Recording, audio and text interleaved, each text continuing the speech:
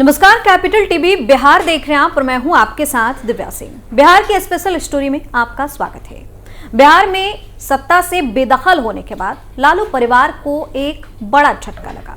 भ्रष्टाचार के मामले में कई केस लालू परिवार पर चल रहा है, जिसके बाद पूरा परिवार ईडी की रडार पर है। बिहार के पूर्व मुख्यमंत्री लालू प्रसाद यादव और उनका परिवार हाल के दिनों में land for job scam case में ईडी का सामना कर रहा है।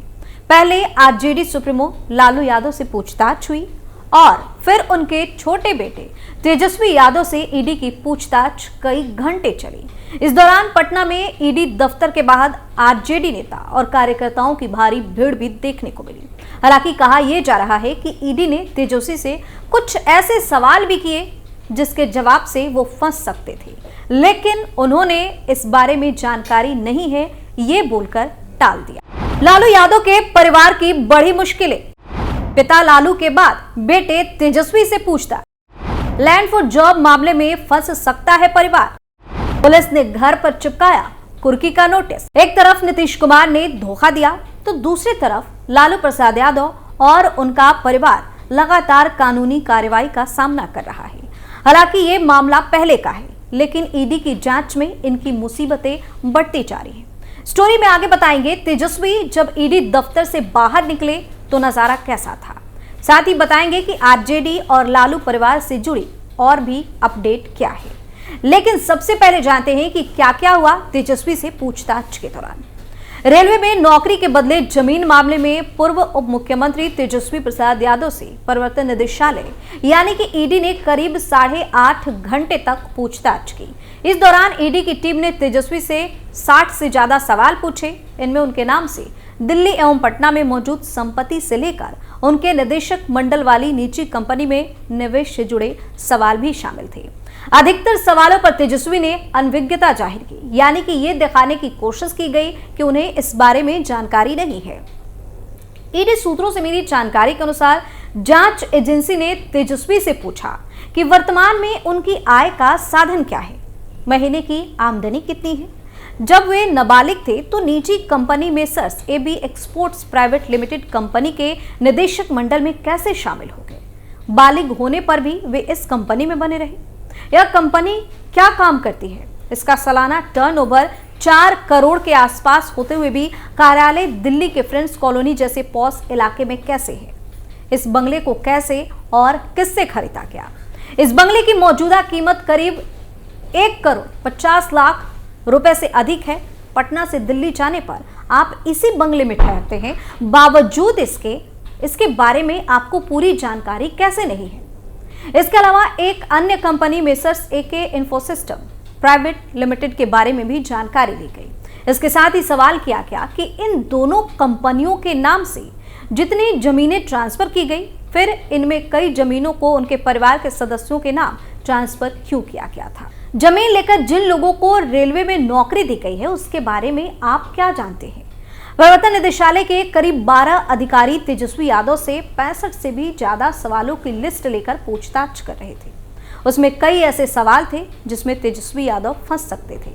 जब से तेजस्वी यादव से पटना के ईडी दफ्तर में पूछताछ हुई, तब से आरजेडी के तमाम लीडर दफ्तर के बाहर ही मौजूद रहे। आगे बताते हैं कि तेजस्वी के बाहर निकलने पर क्या हुआ, लेकिन पहले बताते हैं कि तेजस्वी यादव को जमीन के बदले नौकरी मामले में 19 दिसंबर को भी पहला समन दिया गया था। समन के अनुसार उन्हें 22 दिसंबर को इस मामले में पूछताछ के लिए हाजिर होना था, लेकिन राजनीतिक व्यस्तता की वजह से तेजस्वी पूछताछ के लिए नहीं पहुंच सके। इसके बाद दूसरा समन लेकर तेजस्वी को 5 जनवरी को पूछताछ के लिए बुलाया गया, लेकिन दूसरे समन में भी तेजस्वी हाजिर नहीं हुए। तीसरे समन के बाद तेजस्वी ईडी दफ्तर पहुंचे थे। वहीं जब लैंड फॉर जॉब स्कैम मामले में तेजस्वी यादव ईडी से सवाल जवाब के बाद बाहर निकले तो सीआरपीएफ के जवान उनके साथ सेल्फी लेते दिखे। उनके समर्थकों की भी भारी भीड़ देखने को मिली। अपने नेता के ईडी दफ्तर से बाहर आने पर समर्थकों ने खूब नारेबाजी की। ईडी ने तेजस्वी से पूछताछ की थी, लेकिन बाहर आने के बाद तेजस्वी के चेहरे पर कोई शिकन नहीं दिखाई दी। उनकी बॉडी लैंग्वेज स्ट्रॉन्ग दिखाई दे रही थी। तेजस्वी ने सेल्फी ले रहे जवानों को मना भी नहीं किया और कुछ ही मिनट में अपनी गाड़ी में बैठकर वहां से रवाना हो गए। इससे पहले दोपहर में ही उनके बड़े भाई और बिहार सरकार के पूर्व पर्यावरण मंत्री तेज प्रताप और उनकी बहन मीसा भारती भी दफ्तर पहुंचे थे। बड़ी संख्या में राजद के कार्यकर्ता और दिग्गज नेता कार्यालय के बाहर डटे रहे। वहीं बहन रोहिणी आचार्य ने उनके समर्थन में अपने एक्स हैंडल से पोस्ट भी किया और भाई तेजस्वी का समर्थन भी किया। इधर राजद ने भी अपने ऑफिशियल एक्स हैंडल पर तेजस्वी संग सीआरपीएफ जवानों के सेल्फी लेने वाले वीडियो को पोस्ट कर बिना नाम लिए विरोधियों को जमकर घेरा। वहीं खबर आई है कि लैंड फॉर जॉब घोटाला मामले में सीबीआई ने अदालत को बताया है कि वह पूर्व रेल मंत्री लालू प्रसाद यादव और उनके परिवार के सदस्यों के खिलाफ 1 महीने के भीतर एक सप्लीमेंट्री चार्जशीट दाखिल करेगी। राउज एवेन्यू कोर्ट के विशेष न्यायाधीश विशाल गोगने के समक्ष सीबीआई ने कहा कि मामले में जांच पूरी होने वाली है। फरवरी लास्ट तक पूरक आरोप पत्र दाखिल किया जाएगा। सीबीआई ने जांच के दौरान जब्त किए गए 13 लाख रुपए जारी करने राजद नेता अहमद इशफाक करीम की तरफ से दायर एक आवेदन पर जवाब देते हुए अदालत को यह जानकारी दी। अदालत ने पूरक आरोप पत्र दाखिल होने तक आवेदन को लंबित रखा है। मामले में अगली सुनवाई 27 फरवरी को होगी। बता दें कि बिहार में 2 दिन पहले हुई नई सरकार की गठन के बाद से आरजेडी प्रमुख लालू यादव और उनके परिवार की मुश्किलें बढ़ती जा रही हैं। हालांकि लालू परिवार के खिलाफ जो भी कार्रवाई हो रही है वो नई सरकार के गठन से पहले का मामला है, लेकिन अब लालू के साले और तेजस्वी के मामा सुभाष यादव के घर पर पुलिस डुगडुगी बजाते हुए पहुंची, जिसके बाद पुलिस ने सुभाष के घर पर भी कुर्की जब्ती का इश्तेहार चिपका दिया है। इस इश्तेहार में साफ तौर पे लिखा हुआ है कि यदि सुभाष यादव ने कोर्ट में सरेंडर नहीं किया तो कुर्की जब्ती की कार्रवाई की जाएगी। बता दें कि राजद सुप्रीमो लालू प्रसाद यादव के साले सुभाष यादव की मुश्किलें बढ़ गई हैं। उनके घर पर कुर्की जब्ती का नोटिस चिपकाया गया है। मिली जानकारी के अनुसार तेजस्वी यादव के मामा सुभाष यादव को रंगदारी और अपहरण मामले में फरार घोषित किया गया है और कोर्ट में पेश होने का आदेश उनको दिया गया है, लेकिन वे फरार बताए जा रहे हैं। अब उन पर कुर्की जब्ती की कार्रवाई की जाएगी। कहा जा रहा है कि यदि 30 दिनों के भीतर उन्होंने सरेंडर नहीं किया तो उनके घर की कुर्की जब्ती की जाएगी। पूर्व सांसद सुभाष यादव पर 7 कट्ठा जमीन की खरीद में हेराफेरी करने का आरोप है। नेवरा के बेला गांव के किसान भीम वर्मा की जमीन से जुड़ा ये मामला है। भीम वर्मा ने बेहटा थाने में सुभाष यादव, उनकी पत्नी रेणु देवी, बेटे बेला के पूर्व सरपंच सहित अन्य लोगों के खिलाफ केस दर्ज किया था। यह आरोप लगाया था कि 7 कट्ठा जमीन लेने के बाद इसे वापस करने की बात कही गई थी, लेकिन अभी तक ना तो जमीन वापस किया और ना ही पैसे दिए। वहीं बिहार में नई सरकार बनने के बाद राजद सुप्रीमो लालू यादव की ईडी के सामने पेशी को लेकर सियासी माहौल गर्म है। इसे लेकर अब पोस्टरबाजी भी होने लगी है। पटना में राजद कार्यालय के बाहर एक पोस्टर लगाया गया है। राज्य में नई सरकार के गठन के बाद राजद प्रमुख लालू प्रसाद से ईडी की लंबी पूछताछ के बीच राष्ट्रीय जनता दल ने बयान जारी कर कहा कि जो साजिश रचना है रच ले, जिस एजेंसी को लगाना है लगा ले, लेकिन सच्चाई यह है कि तेजस्वी यादव ने 17 महीने में अपने काम से जो लकीर खींच दी है उसे कोई छोटा नहीं कर पाएगा। इधर बिहार में सत्ता बदलने के बाद पोस्टर वार जैसी स्थिति बन गई है। पहले नीतीश कुमार की पार्टी ने पटना की सड़क पर पोस्टर लगाया, इसके बाद अब राजद दफ्तर के बाहर लालू का पोस्टर नजर आ रहा है। लालू यादव का पोस्टर उनके ईडी कार्यालय में पेश होने को लेकर लगाया गया है।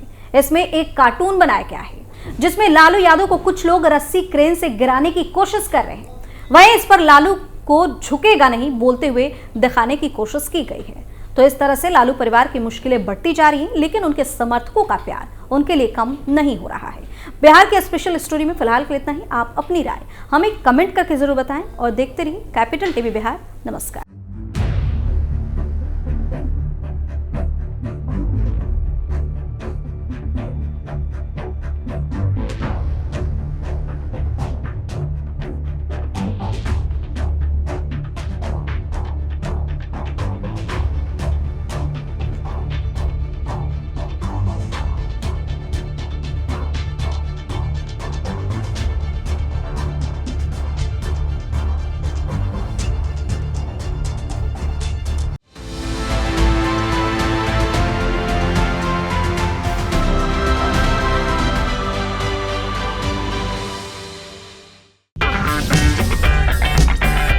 अगर आपको हमारा वीडियो पसंद आया हो तो इसे लाइक करें, हमारे चैनल को सब्सक्राइब करें और हाँ, बेल आइकन दबाना ना भूलें ताकि आप तक हमारे वीडियो की नोटिफिकेशन पहुंचती रहे।